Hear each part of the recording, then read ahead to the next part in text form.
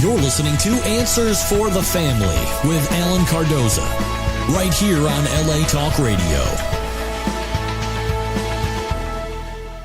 Greetings to all of you listening around the world, and a warm welcome as we bring you another edition of the Answers for the Family radio show. I'm your host, Alan Cardoza, and each week this show will address issues such as family crisis intervention, building self-esteem, dealing with addictions, and many things that will improve all of our lives. Having over 30 years experience working with families in crisis, I've been fortunate to meet and work with some of the top professionals in many of the helping fields and skilled authors who are working to make this world a better place for all of us. Now, for all of you out there listening, please, I'm looking for some show ambassadors. And these are people that we would like to have them forward at least one of our shows to your social media group and to someone that you know that can benefit from a particular show. You will not only be doing them a favor, but you will be also helping to spread the word, and it's just one more way that we, as a group, make a positive difference in the lives of others. Now, our topic today is also the title of our guest book, and it is My Fur Ever Family. Now, the little pup that this fun-filled true story is about teaches children about healthy daily practices, along with the joy of snuggling and reading books together. Now, as the story unfolds, it inspires in its readers compassion, love, tenderness, helping others, being responsible, active faith practices, curiosity, and perseverance. And I don't know about anybody else out there, but even to this day, I still love being read to. So, our guest today is Lisa Overcash. She is a wellness coach, yoga instructor, author, and Thai yoga practitioner. And she knows what it feels like to be knocked off your game. Lisa shares she has had multiple sclerosis for 14 years, but she does not let it overwhelm her life. Instead, she chooses each day to rise above the obstacles that it sometimes brings. Though life can be pretty tough at times, Lisa continues to rise above the challenges to be the best person that she can be by making a difference in ways that she can. Now, one way that she makes a difference is for every hour of paid wellness coaching time that she takes in, or yoga and fitness classes, or Thai yoga sessions, Lisa gives away an hour free to make a positive difference in others' lives that otherwise would have trouble being able to pay for. And if that wasn't enough, Lisa also serves in her community hospitals, nursing homes, assisted living facilities, schools, and churches with her Yorkshire Terrier Promise as a therapy visitation team. Lisa, welcome to Answers for the Family. Hello, and thank you for having me. Well, I'm excited to have you. I got a chance to go through and read part of the book, and what a beautiful thing it is. I'm a parent who read to my children, and as I said in the introduction, I'm also one that still enjoys not only reading to others, because I was a room dad for many years when my kids were young, but also being read to, being able to relax, lay back. One of the best ways to do it sometimes is to do it laying on the grass outside and have somebody read to you. It's just a beautiful thing. It's incredibly therapeutic. And and I think as I provided a bit of a teaser in your introduction, why don't you share with our listeners a little bit about what the story is as it relates to My Fur Ever System Family. scan is recommended. Yes, about the book is the story of the little puppy. The puppy narrates the story and shares her adventures. Part of the story, you will see she longs to be loved and to be given a special name. And in this fun, true story, as you were saying, you will find examples of love and joy, peace, hope, and faith. And as the story progresses, the children in the story are a part of the story. So it's like the human beings, the siblings are welcoming in this puppy, and the puppy narrates what's going on. Initially, this little Yorkshire Terrier, along with the siblings, are very concerned about leaving. the big daddy who's in charge of them. And this one little puppy shares her adventures and how much she longs for things to get great and wonderful in her life, even though she's a little shy and scared. So as the story unfolds, these lessons start evolving by the different photos that you see, the illustrations that are given in the story, and there's some basic activities and routines of daily living, along with typical challenges that arise in the family situations that are presented as well. Some of them are like brushing your teeth and making sure you do a good job, which we all really want that for our children. And taking turns can be quite challenging for children, as well as showing compassion. And if you don't have an example of somehow these things evolve in a healthy way, it's harder to allow these to occur in our lives on a daily basis. And then you'll see some of the children taking initiative when they see something that needs to happen, and then persevering in situations that seem challenging, and just to keep on trying and not to give up. And of course, we all have times when we know we'd rather not be doing certain things, but we have that difficulty of being able to establish some discipline and some self-control. So the book shows you some examples of how children can create this awareness of what's going on and what might be best to do. And yes, maybe I should hold back here and just be the person that's going to be considerate of others, and maybe not say or do something that I'd like to do, and listen to what my heart's saying versus what my instincts or my impulses might want me to do. You know, Lisa, one of the things that I loved the most, that I felt as I was going through it, was that it was so focused on not doing it for them. I think that as a society, we've gotten so caught up in this idea that we need to do for them, that the best way to protect, our children is to keep doing it for them. And what I loved about it was that this, and you said the term holding back, I think it's almost natural. I mean, as a parent, we want to do everything we can, but that ability to hold back and to let them do it themselves, that's how they learn.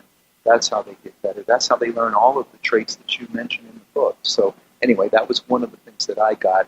And also at that point, as I was getting that, I felt this is something that should be in every home as it relates to someone who is bringing up young children.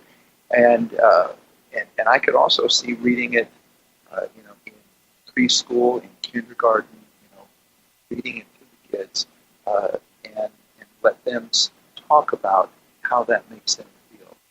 Go home and take care of some of these things.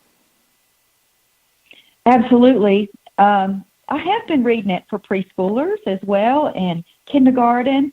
And recently, I was able to go to a home for women that may have had some challenges in their lives and found themselves pregnant. So it was great to get in on that level of reading with these young women as a way of, this is kind of some guidance that you can have when your babies do come here, because it teaches such positive lifestyle values, not just for the children, but for parents as they're going through. And the children receive it just through the pleasure reading. And it gives this expression of positive and encouraging care.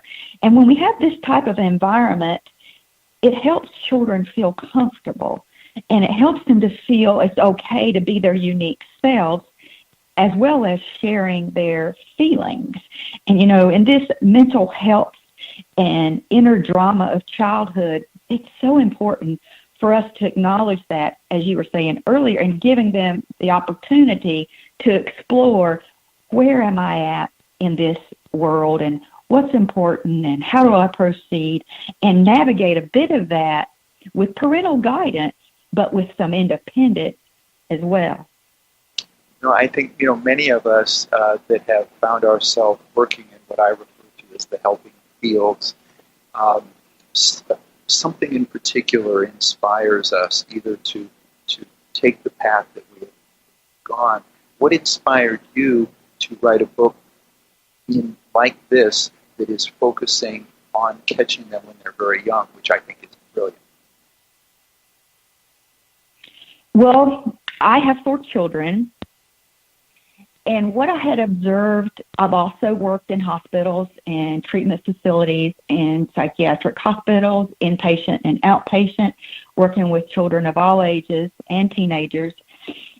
And I learned early on, I was a recreation therapist in these facilities, and I learned very on that a lot of the things that I noticed that these young people were having trouble with could have been prevented in the interactions and in their time of growing up and taking some action early on in their lives with guidance that could have a positive influence in developing more of these experiences so that maybe the future troubles that come as a result of not having these positive experiences early on in their life that we've already talked about, we can head those off at the pass.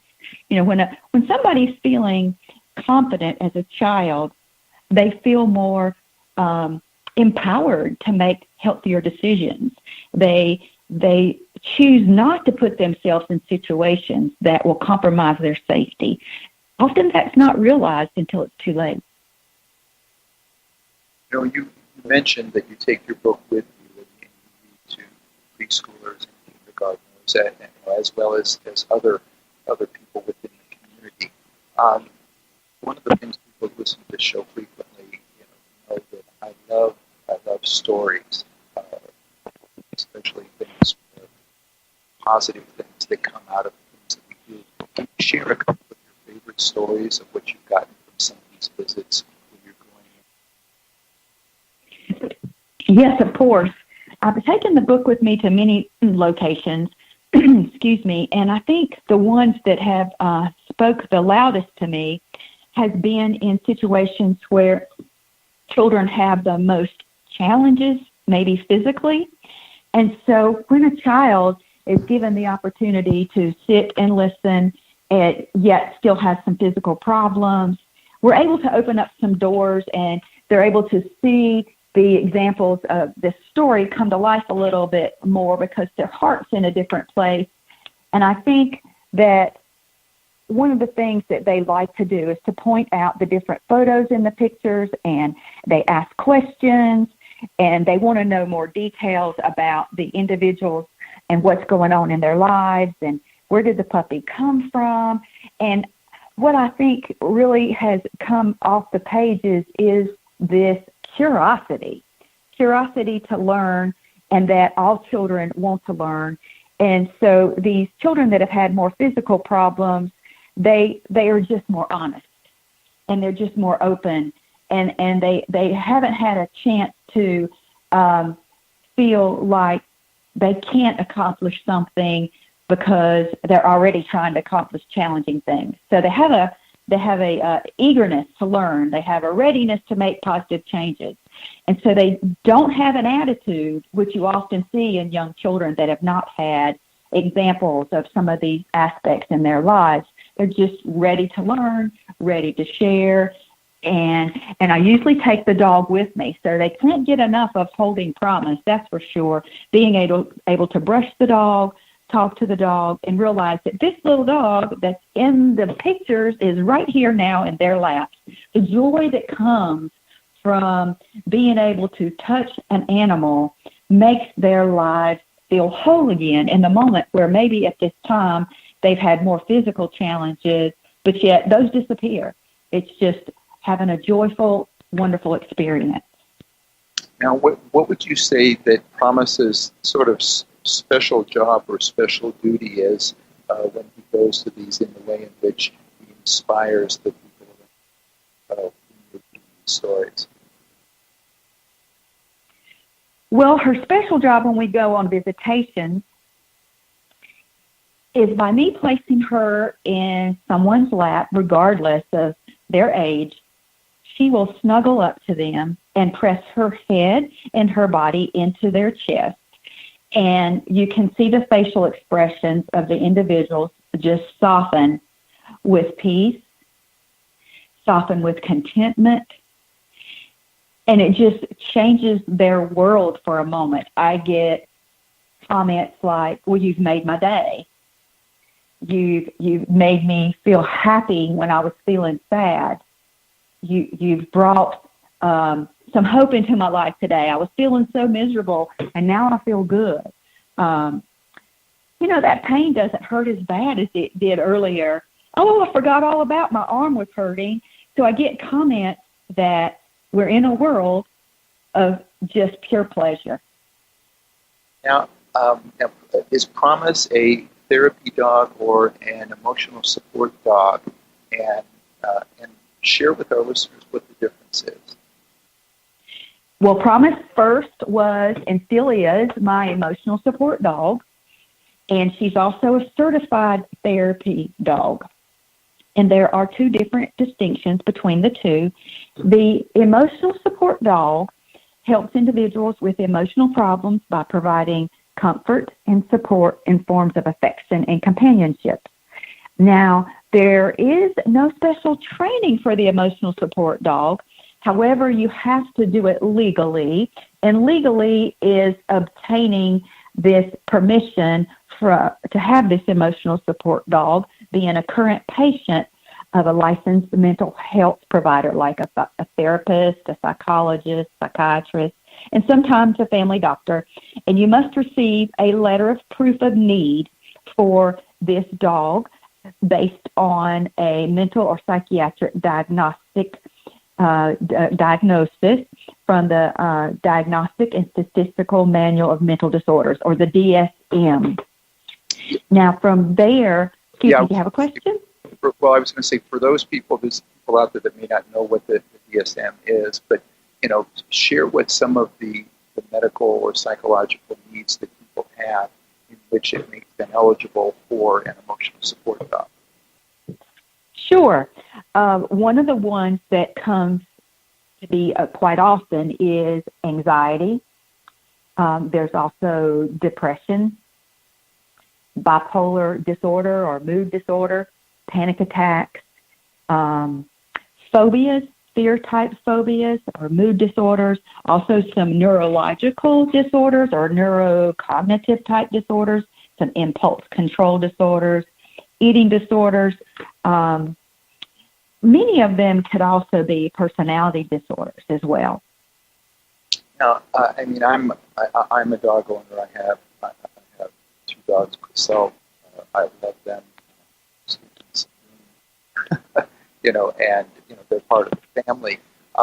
So for somebody that maybe already has their own dog and at home they feel that this is part of their emotional support, but what steps would they take in order for their dog to be more compatible? Reminder. Sure. There's several things. Yeah, I was going to say. The first one is, like I was saying, the current patient having permission from this type of mental health. And the second thing is having a mental or psychiatric diagnosis or neurological. Sometimes that works as well. Third thing is this disability limits at least one major life activity for you. And this is actually a fourth thing, that's a prescription to have this emotional support animal as a treatment for your health challenges. And each year at your annual, from that letter, it has to be updated every single year. Okay.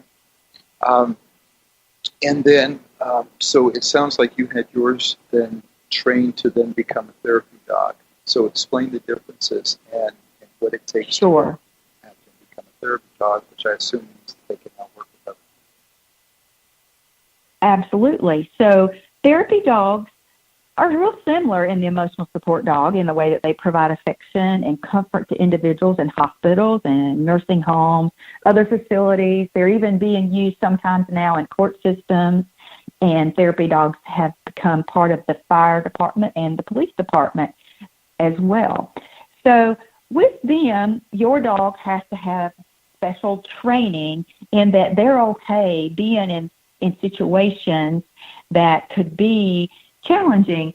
So you need to go through this process of training with a trainer, or you could get some advice through the Canine Good Citizen training program through the AK Citizens, the Good Citizens, the American Kennel Club offers responsible dog ownership type guidance.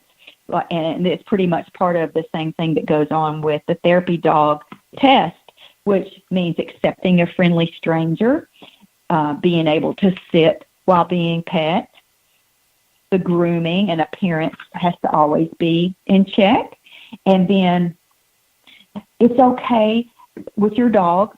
You have no trouble with walking on the leash, and you're okay walking through a crowd, and you're being able to given the commands of sit and down, showing obedience.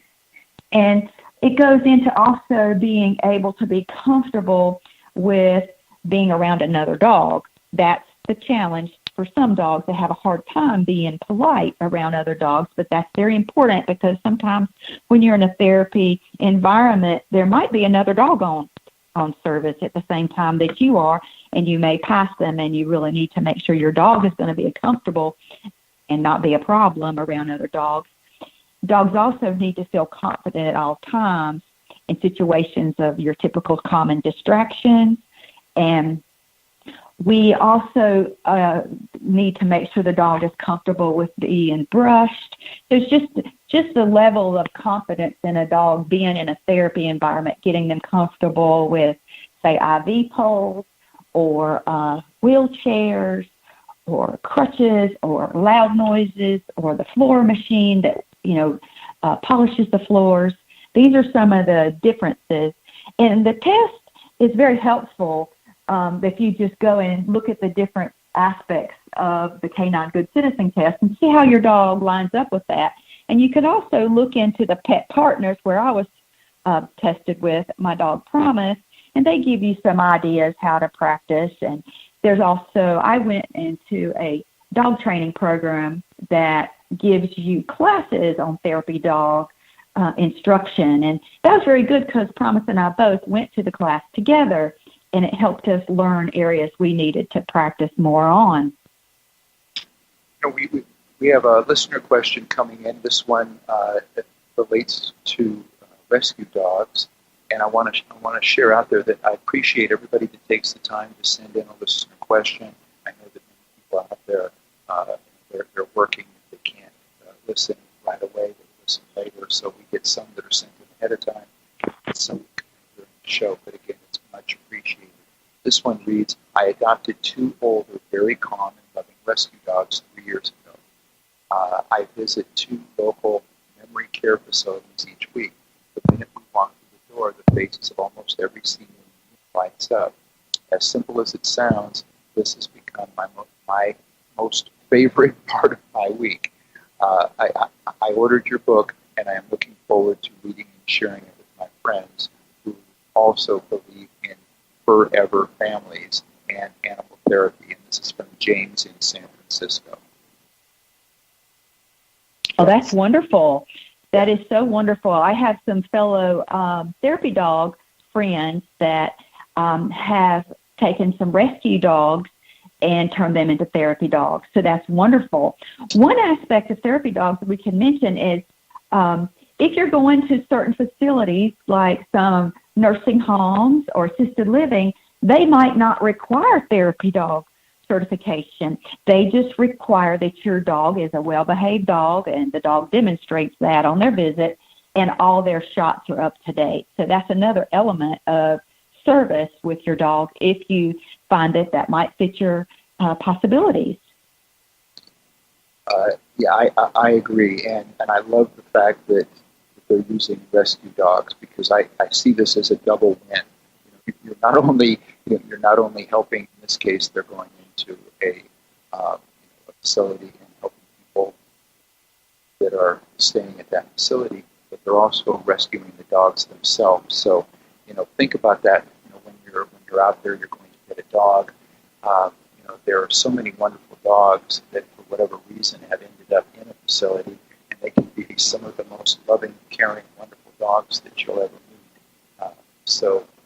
Again, thank you for James in this situation for helping the dogs and helping people. Now, in getting back to the book, one one of the things that I really liked was the fact that there were many characters, and I felt that the characters that the people reading could relate to different characters.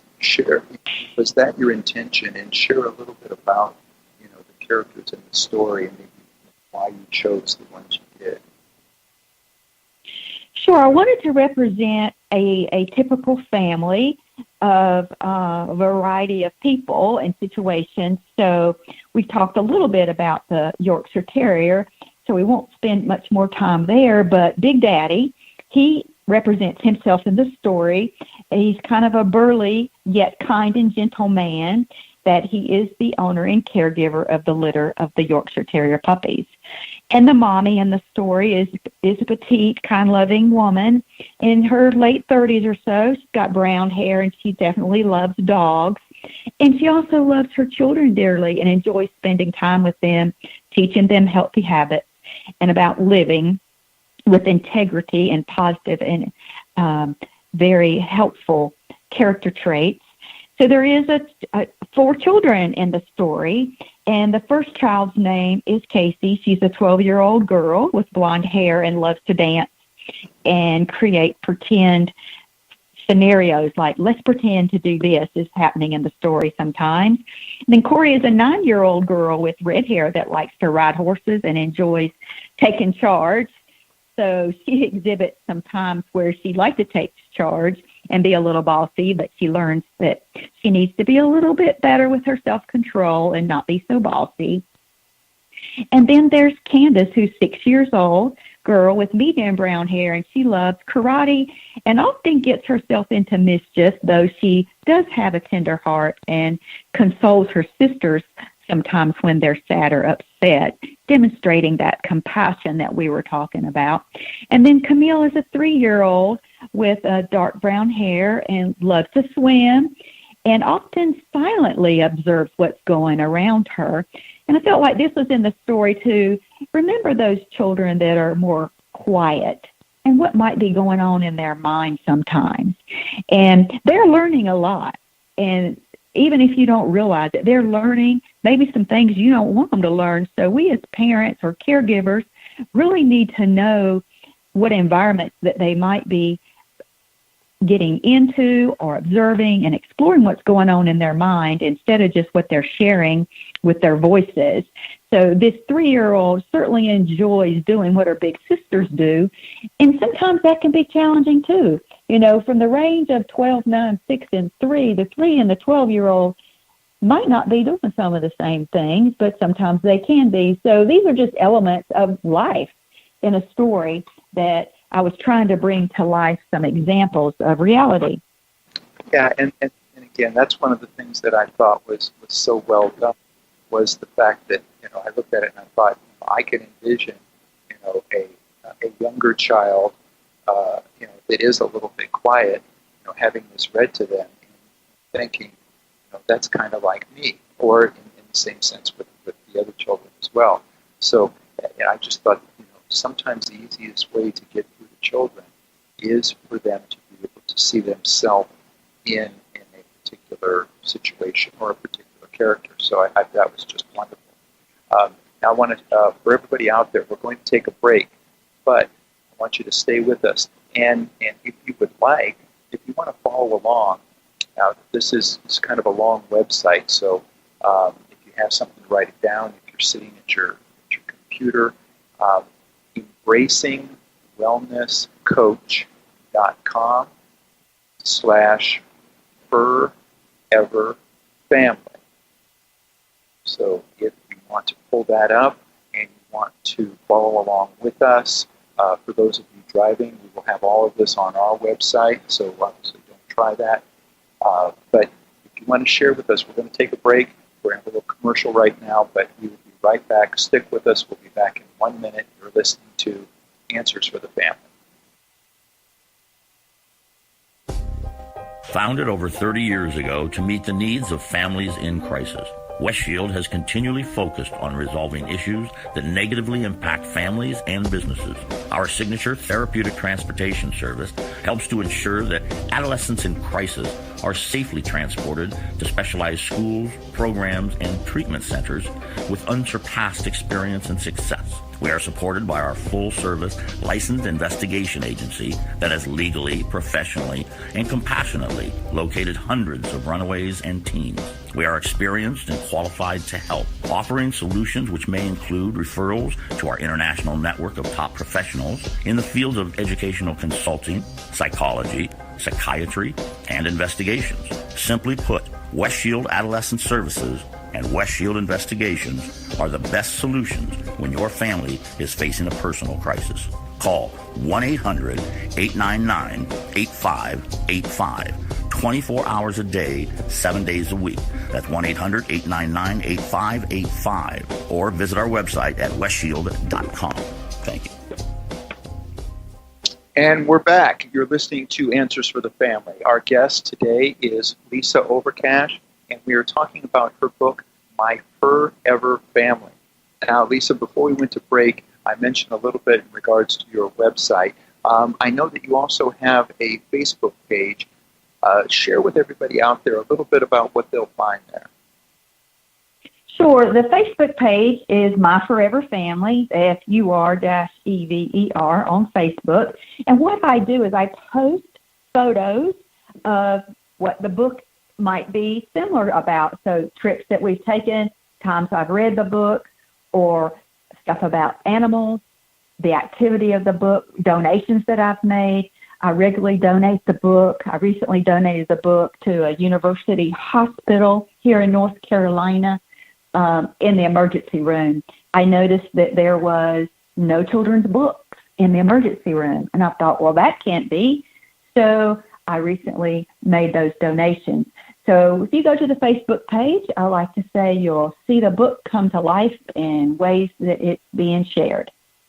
You know, and you just mentioned in regards to making donations, and you know, I shared in the introduction, and for those that are just now listening, you donate half your time to help others achieve greater wellness, which I just think is so wonderful. She also donates part of the proceeds of this book to various animal charities. So again, you know, if you're looking for a reason to go out and get a book that's going to not only help your family, but you know, this is also, you know, something that's going to help, you know, a variety of different animal charities as well. In fact, what are some of the charities, Lisa, if you could share, what are some of the charities that you donate to, and why did you choose those particular ones? Sure. One of them is Best Friends Animal Society. Best Friends works nationwide in outreach programs with shelters, rescue groups, and members within their group to promote pet adoption, no-kill animal rescue, and spay and neuter practices. They are the ones that really helped a lot recently with the hurricanes Harvey in Texas and Irma in Florida. I chose them because they are a nationwide and even international as needed, because they also helped Wings of Rescue, who is another charity that I'm donating to. They worked with Wings of Rescue. Best Friends Animal Society did, and Wings of Rescue is a group that group of pilots that flies endangered pets from high intake or high kill shelters to no kill shelters, so that they can be better adopted into loving homes. So they work independently, and they worked together when they were helping with Hurricane Maria that happened last year. And so what I wanted to do is to make a difference in as many locations as possible. And since this is an internationally released book, it's also in Spanish, I wanted people to know that the charities that I chose are all over the world making a difference. I love that. We have another question coming in. This one reads, last year I retired and sold my business. My collection of creatures has been growing, and I am totally in love with each and every one of them. I would love to help in some way with children, seniors, and others who may need emotional connection animals, the benefits that an emotional connection animal can offer. But I am not sure how to get started. Do you have any recommendations? And this is from Gloria in Birmingham.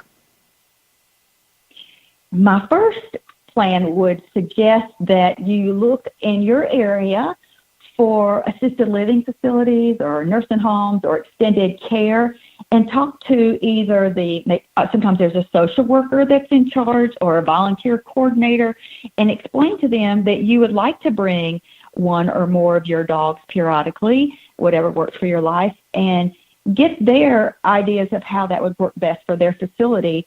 And you could also do that with preschools, and you could also go into schools nearby, and the elementary schools would like that a lot. I have done some of that with pet care, because as we learn to take care of our pets and we teach our children to take care of our pets, we're also teaching them to value life.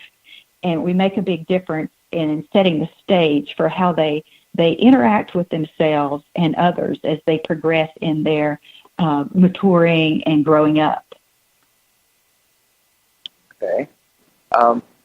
We talked a lot about in regards to the book and doing the work that you do as far as with your therapy dog Promise.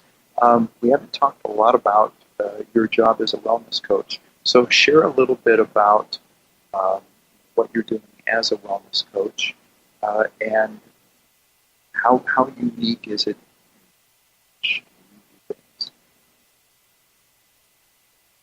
Well, as a wellness coach, I first started, I've mentioned a little bit, as a recreation therapist. I have an undergraduate from NC State and a master's from UNC in Chapel Hill. And I worked in inpatient and outpatient in hospitals and medical facilities. And so as I was having my children, I started realizing that I needed to be with them more than not. And so I decreased my hours and started doing more consulting and just evolved into a wellness coach.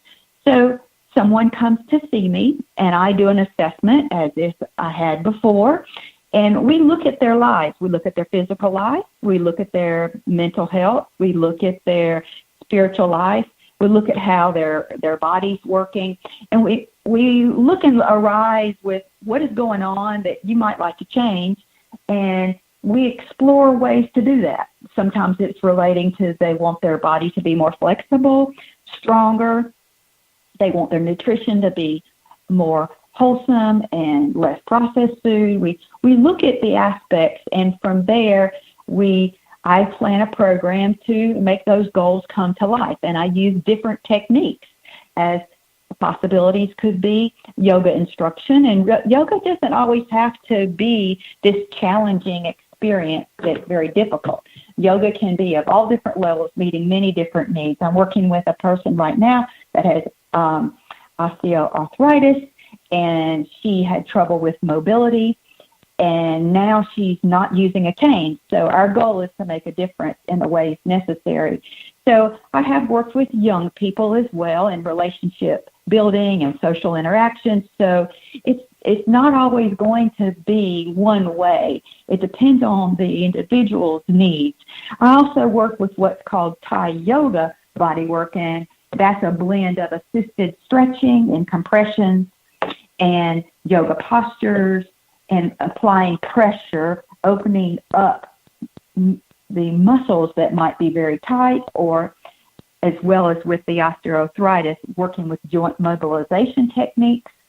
So the goal is to establish a way to live life in this life that can be challenging at times, that's smoother. And what ways can we bring life to meet our needs better, to feel like we're living this life that's more joyful instead of trudging through a mud each day. It doesn't have to be that way. Life can rise to a greater, joyful, peaceful, pleasant experience. I couldn't agree more. And what it sounds like to me is that you're looking at things from a mental, a physical, and a spiritual base, and starting with that, and then seeing where they can improve or where they need improvement. And Exactly. and helping them along those ways. And I just think, I mean, it is so beautiful because I think all of us may excel in one area or another, but I think we all, find, that we may have allowed ourselves to slip back a little bit in one area or the other. And so I love the fact of having a coach, having somebody that can, that can look at it in a, with new eyes, because I think sometimes we're too close to it to see where the problem actually lies. I'd love to have you share a success story while you're doing your wellness coaching. Sure. I will share a story that really is pretty special, and I think we often find this happening in our lives. And it's with an individual that came to me and said she didn't like the way that her life was going, and that she had no energy. She was constantly fatigued, yet she wanted life to change, but she didn't know how. She didn't like the way her body was changing over time, and she believed she was stuck in this body that was not working well for her anymore and not looking like it used to. So through a series of different types of programming I set up for her, a combination of weightlifting, combination of walking, yoga, regular deep relaxation program, which in the yoga language, it's called Yoga Nidra. We also had a food planning program of looking at eating whole foods, less processed food, focusing more on plants, minimizing a lot of the processed meats, and focusing on lean proteins. And so over a period of, I would say, just 3 months, she saw her life transform. So how did it transform? She noticed that the energy that she was not having when she woke up in the day or as her day progressed, it was present. She noticed a peace that started settling in the midst of conflict that would rise and settle into a sweeter difference for her. And so from here, life just continued to blossom in ways that she felt more confident in herself. She felt more hopeful that life could continue to get better and better instead of how she was feeling like it was going to get worse and worse. And she felt like there was a new glow in her outward countenance and the way she looked and how she engaged with the world. Her husband and her spouse, her husband and her children, liked the vibrant that she brought to the family.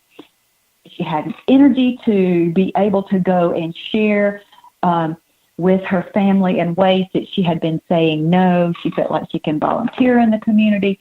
So life just began to blossom into a new, pleasant difference of joy, waking up with a joy versus what do I have to do each day versus what do I get to do each day. See, I love that. I mean, that to me is, that's golden. That's the nuggets, that I want everybody out there listening to be able to take from this.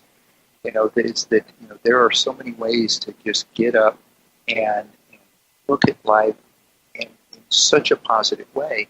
And unfortunately, I mean, through media and so on, we seem to have gotten to this thing of having to magnify everything that is negative and almost avoid things that are positive. And so to be able to turn that around, and I think people don't realize the amount of stress and anxiety that all of these things put on us. So number one, it's the stress from the outside, but as you said, just taking processed foods out, or just going outside and walking and taking in the sunshine, or just grounding, walking barefoot so that you're feeling the ground. All of these things that we can do to help, and I love the fact that you've incorporated so many of these things into your practice. And it's just, to me, another way in which you're making a positive difference in the lives of others, which is, I think, what should be all of our goal. Absolutely. I think that for me, if you're not reaching out and giving of yourself, I don't feel as put together my own self. And what I have learned is that if we're not considering others, we're too focused on ourselves. And when we're too focused on ourselves, we only often see darkness versus seeing the light and the greatness in this world. Yeah, it's true. There's a lot of stuff in this world that's not great, but we have to acknowledge it, but we don't have to focus on it and live our lives from that place every day. We don't want to pretend it doesn't exist, but we don't want it to be how it fuels ourselves every day. We can't function in a positive, joyful manner if we are trying to swirl in that darkness. So there's a vibrancy, there's a live feeling that comes from the gift of sharing yourself with others. And I think that everybody has learned that if you just do something kind for someone, the kindness comes back to you doublefold. Even if you don't, we don't have that as the ulterior motive. That's not the way it works. You're giving from your heart. You're giving of yourself because that is the joy. Yeah. It rises. It rises from that. We rise from it. We keep rising up from that experience. Yeah, and we're social creatures. That is what we are. And as social creatures, we should be out there interacting with others. And to be able to go out and interact with people and do it in a positive way, it's such a win-win situation. That it's just, as you said, it sort of helps everything else grow in a positive way. I got to tell you that I'm so glad that you've come on. I'm so glad that you've written the book. I just want to acknowledge you for the people out there that is truly making a positive difference in the lives of others. So I just really want to thank you. And I think as we're just about out of time, but two thoughts come to mind. One is that I know that you sign your book in a unique way. If you could share with our listeners. For those that would like a book, that they would like one that's signed, share the unique way in which you do it and how they can get one. Sure, definitely. I wanted it to have a very personal touch. So when I sign the book, whether I'm at a book signing or if people contact me and they want me to give them a signed book, I sign my signature and promise. The dog in the story gives her paw print on the signature page as well. So you'll have a signature for me and a signature for Promise. And if you would like that, you can contact me through L as in love, F as in faith, Overcash, Overcash, @gmail.com. Or you can contact me on my web page, which is embracingwellnesscoach.com, or even on Facebook. I've had people contact me through the Facebook page requesting a book, and I can get that to you for sure, and happy to do it. Well, Lisa, thank you so much.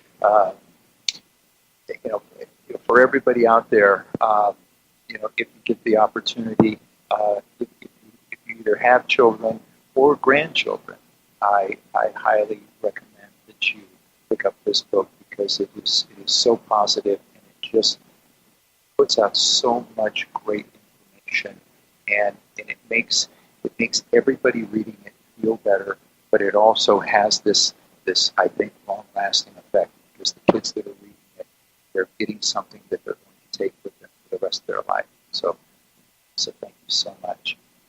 And for everybody out there, be sure to put us on your calendar and tune in next Monday when our special guest will be Julie Simon. She is the author of When Food is Comfort. Nurture yourself mindfully, rewire your brain, and end emotional eating. And please visit our archives of past interviews at answersforthefamily.com, or you can subscribe through iTunes, Stitcher, YouTube, and probably a few others. If you like what you hear, please leave a review. It will help us reach more people, and we truly appreciate it. Next time you're on Facebook or Twitter, please remember to stop by our page, check out some of our latest posts. If you like them, please like us and continue to spread the word. Be good human beings, and be with us again next week on Answers for the Family.